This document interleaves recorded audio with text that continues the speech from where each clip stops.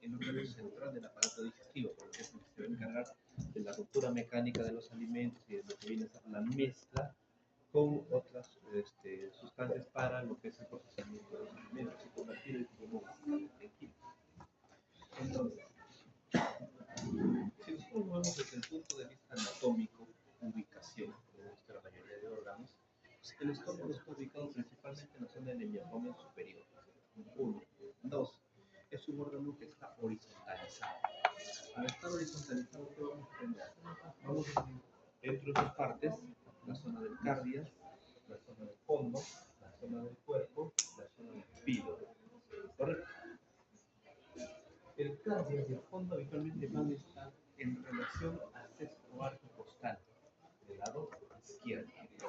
Luego tenemos al cuerpo que va a moverse entre el séptimo o el onceavo arco costal y la zona final que es la zona pilórica que más o menos va a estar entre el décimo al doceavo arco costal. Esto puede ser variable, ¿por qué? Porque esto se va a mover en relación a si el estómago está vacío o está con contenido, ya que al estar con contenido, incluso nosotros al estar en posición erguida o de recostados, también va a haber variaciones en cuanto a su posición. Entonces, esos concretamente van a ser estimaciones sobre el nivel al cual se encuentra. Si hablamos del punto de vista funcional, ya hemos dicho que rompe mecánicamente alimentos, mezcla esos con secreciones gástricas, tiene un vaciado lento y controlado del quimo hasta el intestino delgado y además va a tener secreción de sustancias. Y esto vamos a ver por acá. Aquí es donde se une la anatomía, la fisiología y la histología. ¿Cómo? A nivel funcional, la secreción de sustancias.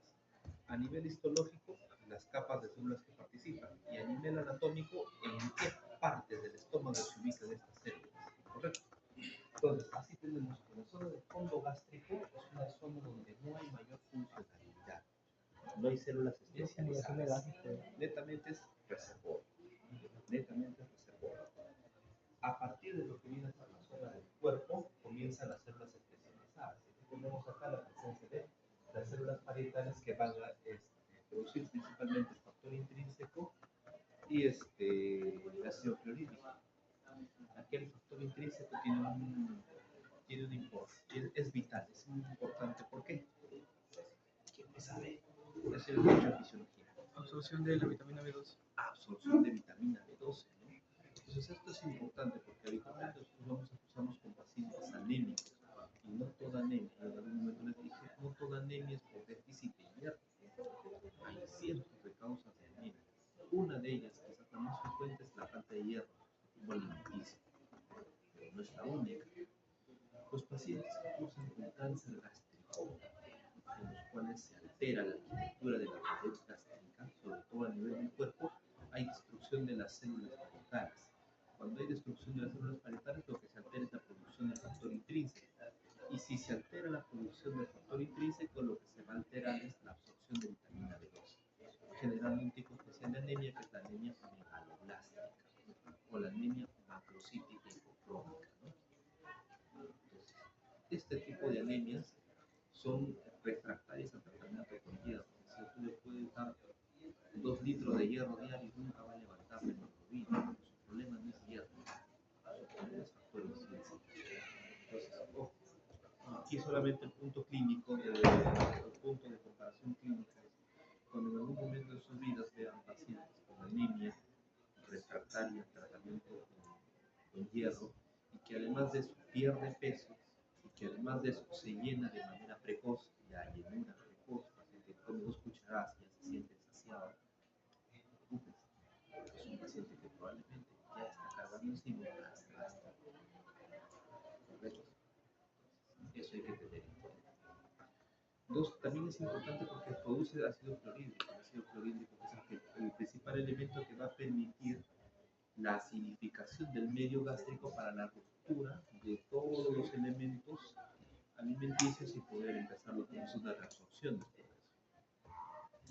Luego ya hace la transición entre el cuerpo y el píloro, vamos a ver la presencia de las células principales que van a producir pepsinógeno, que va a ayudar en la digestión de las proteínas, y luego ya hacia la zona del antro, que vamos a tener las células G que producen la gastrina. La gastrina, que es una hormona que regula la secreción gástrica, hace un feedback positivo, ¿no? Es decir, se autoestimula la gastrina para seguir produciendo mayor cantidad de ácido clorhídrico, ¿no? Mayor cantidad de acidez. Esto a través de lo que es estimulación del sistema nervioso parasimpático, ¿no? Para que el vago estimule nuevamente esas células parietales y siga produciendo más ácido. Y luego también tendremos las células mucosas que van a producir moco. ¿Por qué? Porque ya a este nivel, que es la última porción gástrica antes de la transición hacia el duodeno, tiene que empezar la alcalinización del medio. Es decir, ya tiene que dejar de ser tan ácido como era en esa zona para empezar a convertirse en una sustancia cada vez más menos ácida, ¿no? Entonces, la pregunta es, según su fisiología, ¿cuál es el pH del medio a nivel del cuerpo y cuál es el pH del medio a nivel del antro?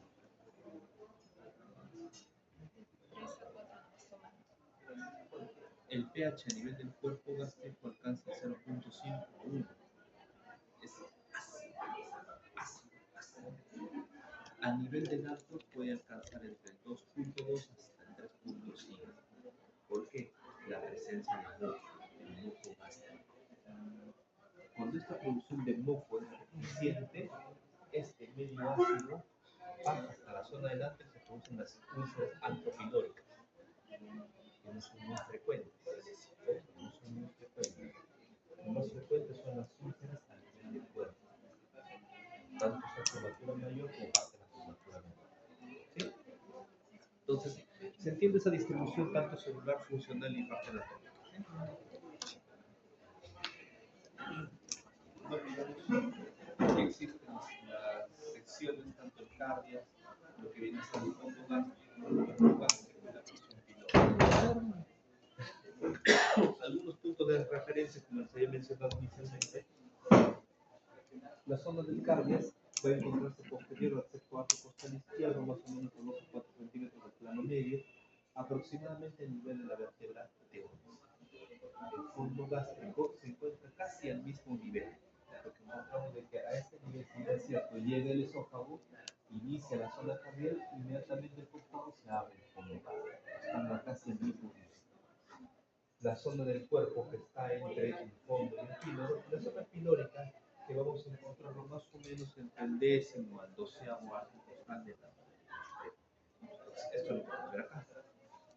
Sobre todo cuando se forman las curvaturas, tanto la curvatura menor, que es la más cóncava, y la curvatura mayor, que es la más convexa, la curvatura menor se relaciona sobre todo con la fisura angular, o la fisura angular que se encuentra justo a la izquierda de la línea media, que básicamente a esta.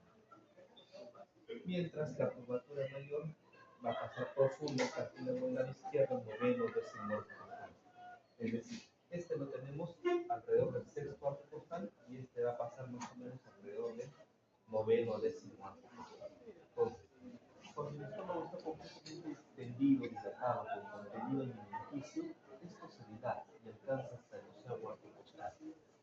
Mientras que cuando está bajo, más o menos se mueve entre el noveno al décimo arco.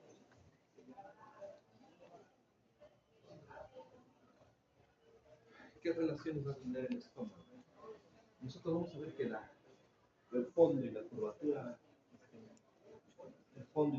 mayor del estómago se va a relacionar con la cúpula diafragmática del lado izquierdo. El lado derecho detrás del estómago, con el lóbulo izquierdo del hígado, lo que viene a ser el vaso con la parte posterior izquierda del estómago, lo que viene a ser la cara dorsal del estómago con el páncreas, con la cola pancreática. Ojo.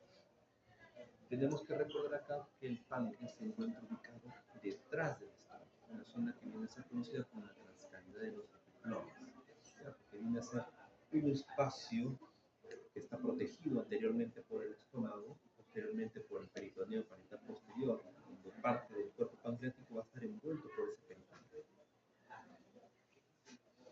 El colon transverso, que se va a relacionar con las superficies posterior e inferior del cuerpo píloro, y el riñón izquierdo y la glándula suprarrenal, que se va a relacionar con la superficie posterior del cuerpo gástrico, básicamente porque el cuerpo gástrico cae hacia esta zona, relacionándose con las estructuras u órganos del lado izquierdo. Bueno, esto lo han hecho ya ustedes en histología, pero es para que no olviden la posición de la pared, tanto la presencia de mucosas o mucosas de la serosa, Y sobre todo, principalmente porque en la zona muscular tenemos tres capas, ¿no? La capa oblicua, que es la más interna, la capa circular, que es la capa media, y la capa longitudinal, que es la más externa. Siendo importante aquí, ¿qué cosa? Que el plexo nervioso mientérico, el plexo de Auerbach, se va a encontrar entre la externa y la media, entre la longitudinal y la circular. Mientras el plexo de Meissner se encuentra en la porción submucosa. Entonces, uno es mucoso y el otro es músculo.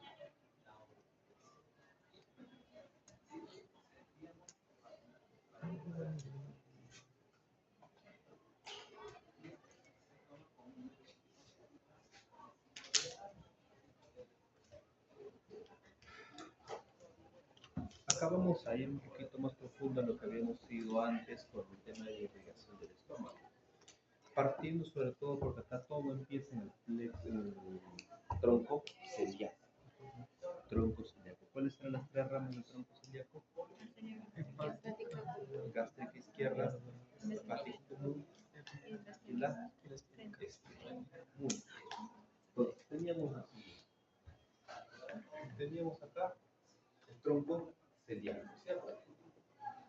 Teníamos acá esplénico. Teníamos acá hepática común y teníamos acá gástrica. Hasta ahí lo que recordamos. Entonces, aquí empezamos a construir la irrigación de la curvatura menor. La curvatura menor es la anastomosis entre la gástrica izquierda y la gástrica derecha. ¿De dónde viene la gástrica derecha? De la hepática. Esas van a irrigar la curvatura menor del estómago y la cara anterior de la operación epilógica. Ahora, así como hay una irrigación de la curvatura menor, habrá una irrigación de la curvatura mayor. Entonces, para la curvatura mayor hay dos arterias, las gastroepiploicas. La gastroepiploica izquierda, que nace en la esplénica, y se va a ir a anastomosar, se va a unir con la gastroepiploica derecha. ¿De dónde vendrá? Aquí jalamos una rama, gastroduodenal. La gastroduodenal nos dará la rama gastroepiploica derecha. La gastroepiploica derecha. Tenemos irrigación de curvatura menor y irrigación de curvatura menor. ¿Se entiende hasta ahí? ¿Por qué se llama gastroepiploica?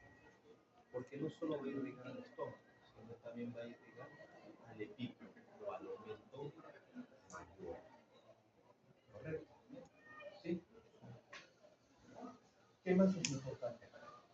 Si ustedes se dan cuenta, lo que hemos dibujado es básicamente la irrigación de solo esta porción del estómago. Nada más. Y esto. ¿Por qué? Porque es una cosa tan inteligente que como la mayor funcionalidad del estómago está centrada en el cuerpo y píloro, ahí ha centrado todo su esfuerzo de irrigación. Entonces, ¿qué pasa con el fondo gástrico? ¿Qué pasa con el fondo gástrico? El fondo gástrico es irrigado por arterias gástricas. ¿De dónde? De la esplénica, gástricas cortas que vienen de la esplénica, gástricas cortas que vienen de la gástrica izquierda. Es decir, por ramas colaterales, no por una rama principal.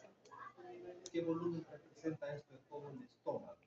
El fondo representa aproximadamente el 10% de todo el volumen y el cuerpo y píloro el 90%.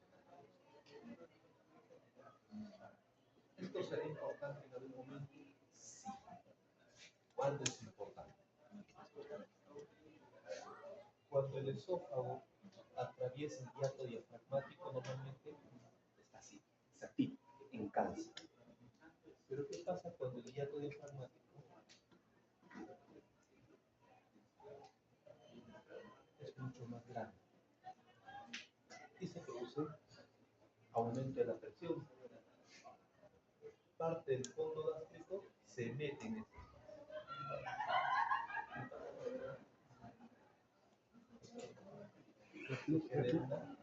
Hernia diafragmática. fondo gástrico se mete ahí, la principal complicación es la perforación. ¿Por qué? Porque es la zona menos irrigada del estómago. Como es la zona menos irrigada del estómago, es una zona que con facilidad se perfora en las hernias diafragmáticas. Nosotros evaluamos hernias diafragmáticas que vienen en emergencia. Principalmente lo que nos preocupa es que no se haya perforado. Si no se ha perforado, todo bien. Se puede reparar en cirugía electiva. Pero si se ha perforado, viene otra cadena de complicaciones. Pero todo nace en esta distribución vascular. ¿Se entendió la distribución vascular?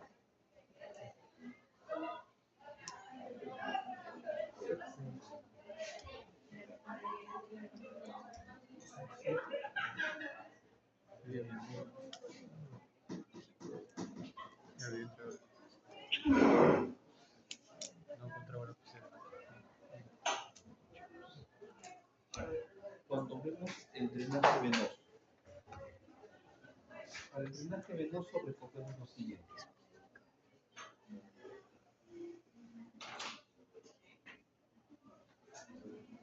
Vena porta.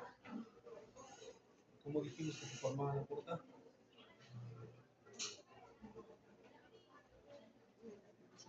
Vena mesentérica superior más la esplénica, ¿no?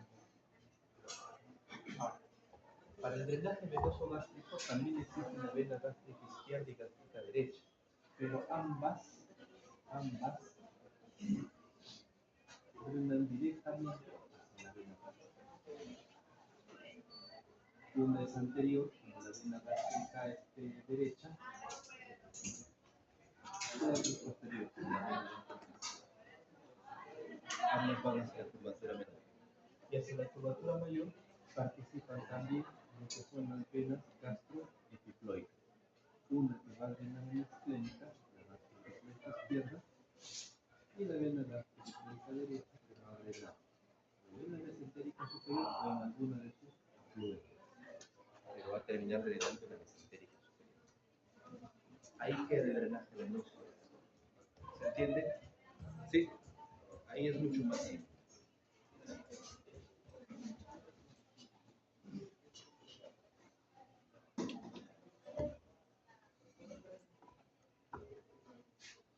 Cuando hablamos de la inervación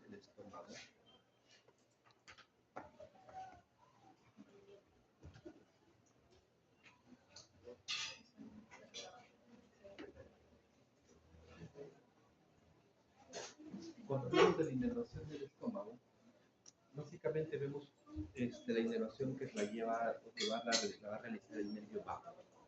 Entonces acá hablamos de la inervación simpática y parasimpática. La parasimpática que es efectuada, la simpática que es inhibidora.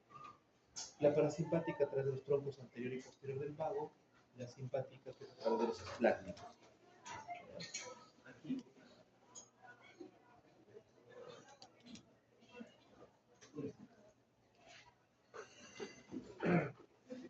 Dentro de la inervación que le da el vago al estómago, tenemos dos nervios con nombres epónimos que son importantes.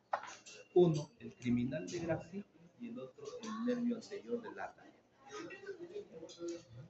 Uno entra a la cadena vagal y se distribuye hacia la zona del freno, el nervio criminal de Grassi, y el otro que se va a distribuir a nivel de la curvatura, y el otro que es una rama que es el nervio de la cadena, que es predominante de la rama anterior, de la cadena vagal anterior. Entonces, ¿por qué son importantes estos nervios? Antiguamente, cuando los gastroenterólogos no podían controlar la secreción ácida del estómago, no, y le daban inhibidores de beta-glucones, omeprazona, aspirina, le daban un montón de medicamentos y lamentablemente el paciente no controla la secreción de ácido y más bien predominantemente empieza a formar continuamente úlceras gástricas. Entonces ahí intervenía el cirujano. ¿Qué le encargaba al cirujano? Bueno, no puedo controlarlo con medicamentos, necesito que le cortes el estímulo. ¿Qué es lo que hacía el cirujano? Entraba y hacía un bloqueo vagal. Un bloqueo a nivel del tronco vago. Entonces los reptiles hacemos luego de inervabas, sin inervación vagal, prácticamente la curvatura menor del estómago, curvatura menor y parte de la pared anterior donde había mayor concentración de células. Pero hay una secuela entonces. ¿Qué era lo que pasaba? 2 o 3 meses después de la cirugía venía un rebote mucho peor, mayor secreción ácida y los pacientes se morían perforados. ¿Por qué pasaba eso? Porque se olvidaban de que en el momento de que cuando el nervio vago pasa la zona del cardias, bota una rama insignificante. Y como tenía una alta mortalidad, no se le ocurrió a alguien mejor idea que llamarlo el nervio criminal de Gracie. El nervio criminal de Gracie. ¿Por qué? Porque a los 2 o 3 meses el paciente presentaba ulceraciones múltiples en la zona del fondo gástrico y como esta zona estaba poco irrigada, se perforaba con facilidad. Y el paciente terminaba muriéndose. Perforado. 2. El nervio del látex, también tiene su propio camino. Entonces, eran 2 nervios afluentes del vago que quedaban libres, a pesar de haber tenido un bloqueo en una de las ramas, tenían una alta acción sobre las células parietales. Entonces, el cuerpo volvía nuevamente a producir abundante cantidad de ácido clorhídrico y el paciente generaba nuevamente úlceras. Con el tiempo la medicina avanza y ahora lo que hacemos cuando el gastro no puede controlar es hacemos bloqueos selectivos o ultraselectivos. Es decir, el gastroenterólogo identifica la zona donde está la ulceración y netamente se va a esa zona, al nervio que está relacionado a esa zona, a bloquearlo. Ya no bloqueas toda la cadena, buscas de forma selectiva solo el nervio que inerva esa zona. Con eso que estás buscando, bajar el estímulo de ácido clorhídrico a esa zona en específico. Sea una pequeña zona del cuerpo, sea una pequeña zona del antro, etcétera, etcétera. Correcto. Ahora, como complicaciones normales de lo que viene a ser el bloqueo vagal, también venía la atonicidad del estómago. ¿Qué quiere decir? Yo bloqueaba el vago, obviamente dejaba el producir ácido clorhídrico al inicio, pero también se veía alterada la motilidad gástrica. Se volvió el estómago gracioso. El paciente comía, se distendía, había dolor, no era igual. Se volvió la época de oro para los prokinéticos, los estimulantes del movimiento por otra vía nerviosa. Y 2, empezó a tomar importancia el sistema nervioso entérico. Ahí es donde empieza a estudiarse ya el sistema nervioso entérico para ver el movimiento gástrico, cómo podía quitarle el movimiento por un lado, pero estimular otra cadena alterna para que el estómago no deje de moverse. Entonces, inevitablemente, como muchas cosas pasan en medicina, la primera opción que fue quitar, de enervar completamente el estómago, no fue nunca la mejor opción. No fue tan cierto muerto el perro, muerta la rata. No era que no era que cortabas el vago y simplemente se acababa toda la producción de ácido clorhídrico del estómago, sino también se alteraban otras funciones y aparte no podías dejar sueltos ciertos cabos nerviosos que tenían una sobreestimulación.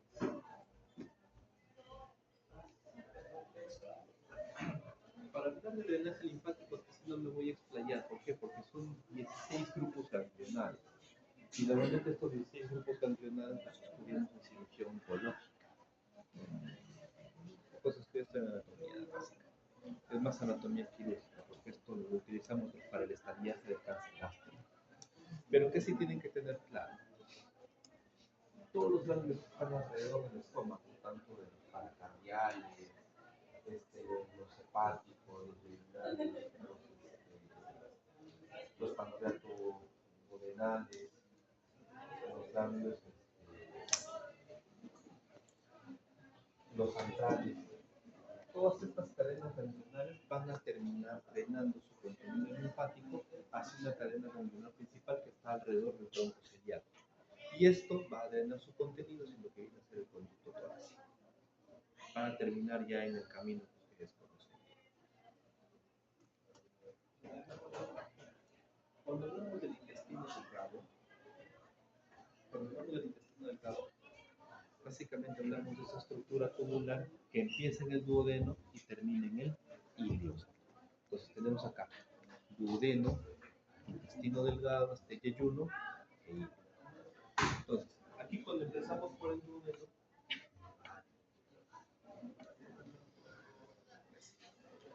cuando hablamos del duodeno, entendamos que el duodeno tiene 4 porciones.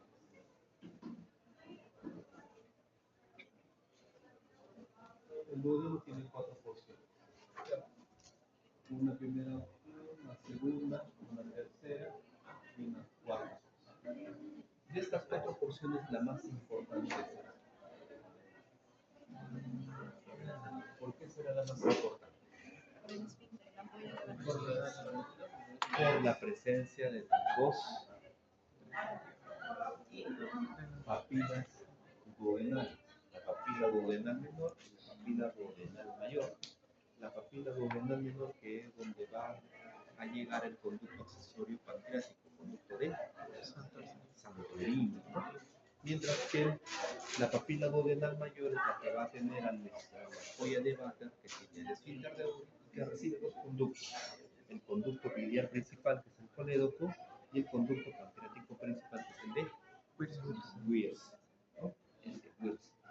Entonces, es por eso que la segunda porción duodenal es altamente importante, porque toda la acidez que viene del estómago, aquí es donde va a terminar, va a tender de alcalinizarse, con la segunda porción duodenal, porque aquí se va a mezclar con toda la secreción biliar, con todas las sales pancreáticas, tubo pancreático.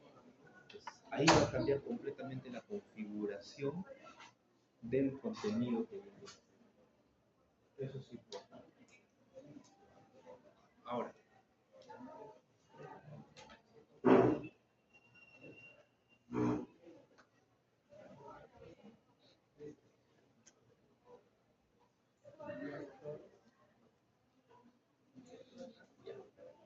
dos elementos de sujeción duodenal: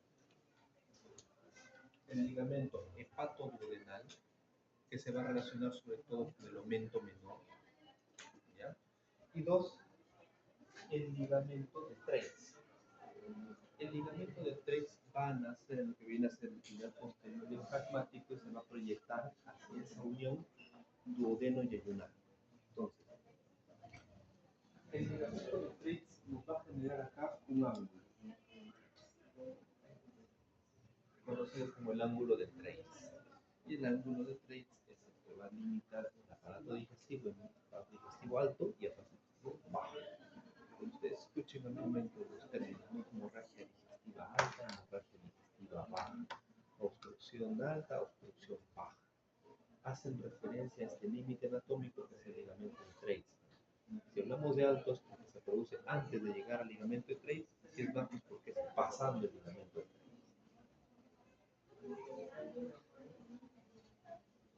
Cuando vemos irrigación, si han entendido lo anterior del estómago, es mucho más fácil. ¿Por qué viene a ser casi similar?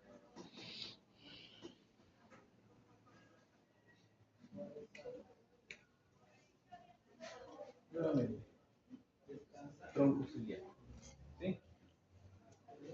Hepática común. Gastro duodenal. Hasta ahí las conocíamos, ¿cierto? Ellas ya las conocíamos. A la gastro duodenal le van a salir 2 ramas. Son las pancreatos duodenales superiores. ¿Sí? Ahora, estas tienen que unirse a las pancreatos duodenales inferiores. Ahora, ¿estas de dónde vendrán? Vienen en la arteria mesentérica superior. ¿Sí? Esta anastomosis, pancreato duodenal superior y pancreato duodenal inferior, va a permitir la irrigación no solo del duodeno, sino también de la cabeza, el cuello y el proceso uncinado pancreático. Todo eso es su territorio. ¿Se entiende? ¿Sí? Entonces recuerdan cuando en algún momento mesentérica superior es todo el intestino delgado, es porque ya desde el duodeno está participando en la irrigación del intestino. ¿Sí? ¿Se entendió irrigación arterial?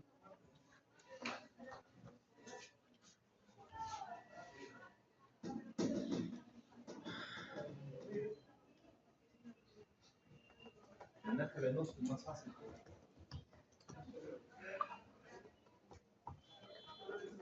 Nuevamente recordamos. Por clínica mesentérica superior. ¿Sí?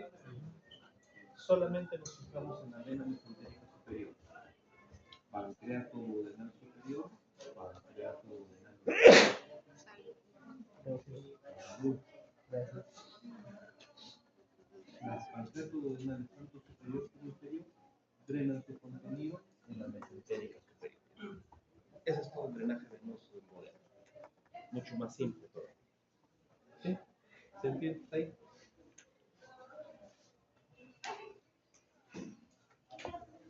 Entonces, se dan cuenta con lo que hemos revisado antes de irrigación y drenaje venoso, ahora hace más simple esto.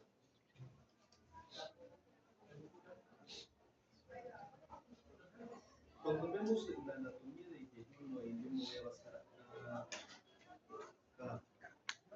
anatómicamente, si nosotros tendemos acá los 5 o 7 metros de intestino delgado y decimos, a ver, define macroscópicamente dónde está el hilo y dónde está el yeyuno, no lo vas a poder analizar. Son estructuras muy similares. Van a tener pequeñas diferencias, sí. ¿Cuáles son estas pequeñas diferencias? Uno, a nivel del yeyuno o a nivel de la zona más proximal es más ancho. Mientras más cerca está del duodeno es más ancho. Se considera que hasta ahí el diámetro aproximado son 4 centímetros. Mientras más distal esté, mientras más cerca a la válvula ileocecal está, el diámetro es de aproximadamente 2 centímetros. Correcto. 2. El espesor de la pared. A nivel del yeyuno es más grueso que a nivel del hilo. ¿Qué? ¿Quién me dice? Esto es histología pura.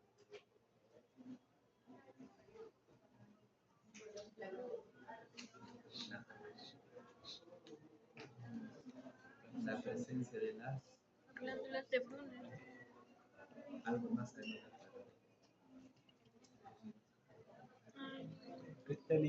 Los pliegues mucosos de Kerkring. ¿Para qué existen los pliegues mucosos de Kerkring? Para ampliar la superficie de absorción de la mucosa intestinal. Entonces, ¿por qué tiende a ser mayor el yeyuno que el hilo? Porque el yeyuno es el que tiene la mayor capacidad absortiva. Mientras más lejos está, mientras más esté en el hilo, mientras más distal esté, menor cantidad de pliegues mucosos de Kerkring van a encontrar. Y al contrario, van a encontrar mayor cantidad de placas y peñas. Porque la estructura linfática es mayor a nivel distal que a nivel proximal. No quiere decir de que a nivel proximal no haya placas de peña, hay, pero en menos cantidad, están más concentradas hacia el hilo. Mientras que los pliegues mucosos de Kerkring están más concentradas a nivel yeyunal. ¿Por qué? Porque necesitas mayor superficie absortiva. Es por eso que en el intestino, si tú cortas 1 metro de intestino, tú extiendes todos los pliegues, no vas a tener 1 metro. Probablemente tendrás 3 o 4 metros. Esa es la capacidad, esa es la capacidad de superficie que te da que puede estar revestido con pliegues mucosos. Entonces, es por eso que se llama el tejido linfóide y placas de Peyer principalmente, o mayor cantidad a nivel del ilion que a nivel del yeyuno. Ahora, para hablar de irrigación,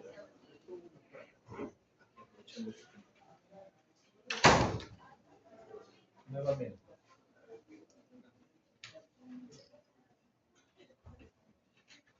Aorta iliaca. En el testículo mesentérica superior. Aquí, mesentérica inferior. Sí, hasta ahí estamos recordando lo que ya habíamos hecho. La mesentérica superior ramas yeyunales. Luego tendremos un tronco. Acá hay distintos nombres. Algunos solamente lo ponen como tronco iliopólico, pero el nombre exacto es tronco ilio seco apéndico óseo. ¿Por qué? Porque tiene dos ramas.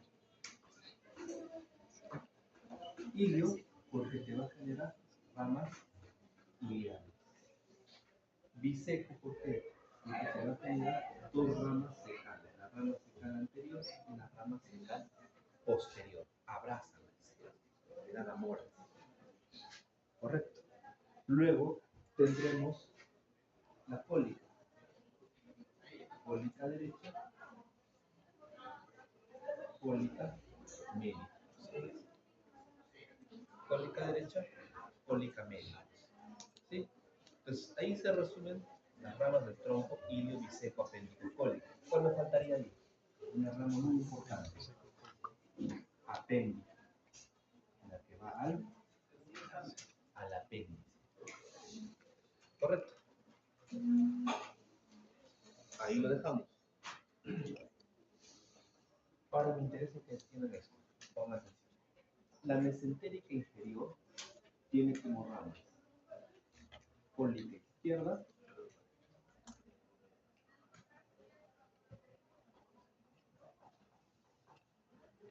sigmoideas y su última rama, la rectal superior. ¿Sí? Ahora, ¿habrá comunicación entre la mesentérica superior y la mesentérica inferior? Sí. ¿Cuál? La cólica media y la cólica izquierda van a hacer lo siguiente.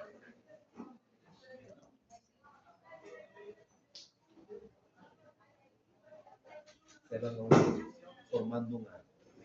¿Cómo se llama ese arco?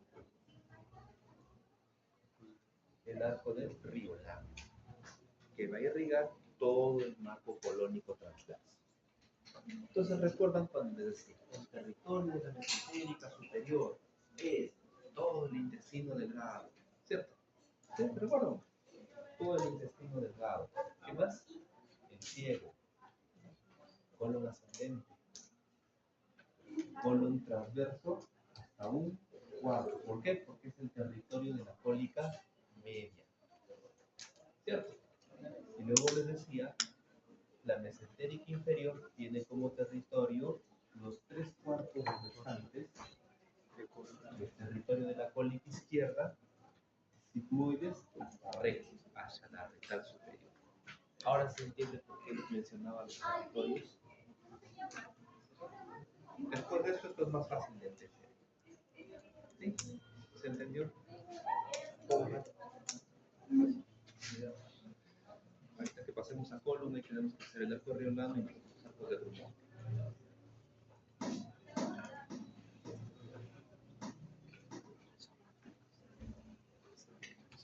Lo que era importante que ustedes cuando entiendan aorta y grandes vasos, esto sea mucho más simple.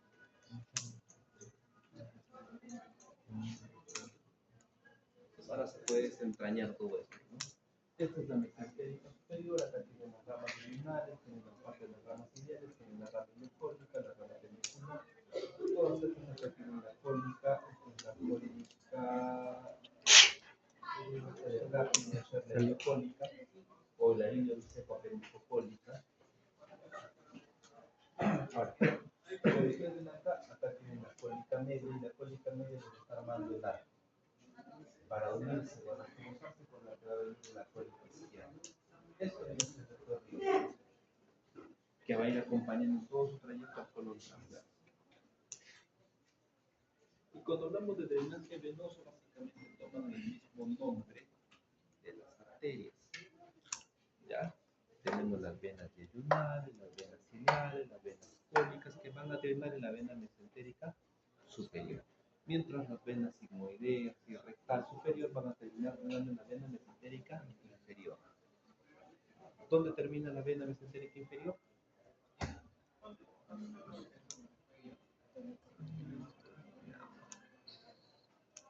vena esplénica. ¿Recuerda uno cuando le dice el gráfico de una porra?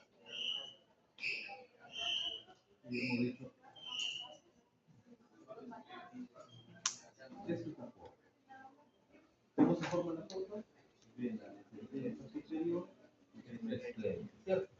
Y dijimos que un colateral era la vena mesentérica posterior, que no es parte del tronco portal o del tronco portal, sino que solamente drena su contenido en la vena esplénica. ¿Sí? ¿Se entiende?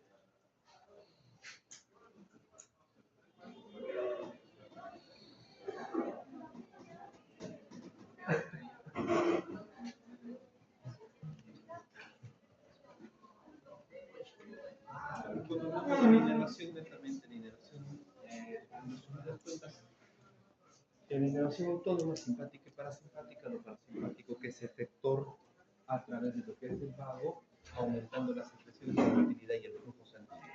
Y lo simpático que es inhibidor, haciendo todo lo contrario.